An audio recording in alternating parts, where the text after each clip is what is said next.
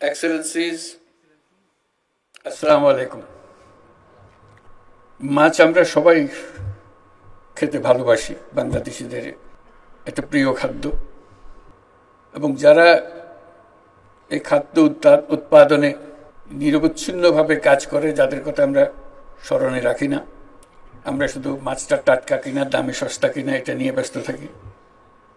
যারা এর পেছনে আছে তাদেরকে আমরা আজকে পদক দিয়ে সম্মানিত করেছি।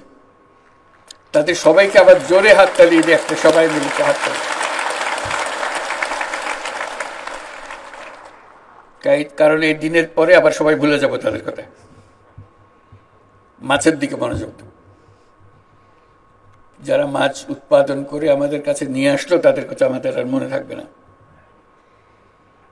আজকের দিনটা তাদের মনে করিয়ে দেওয়ার জন্য, তারা কি প্রতিকূল অবস্থার মধ্যে আমাদের জন্য বাছাই করা মাছগুলো টাটকা অবস্থায় পরিবেশন করার জন্য ব্যস্ত থাকে।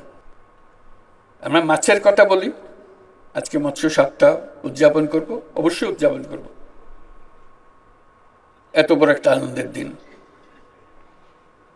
যারা এর পেছনে আছে তাদের প্রতি আমরা কৃতজ্ঞতা প্রকাশ করব।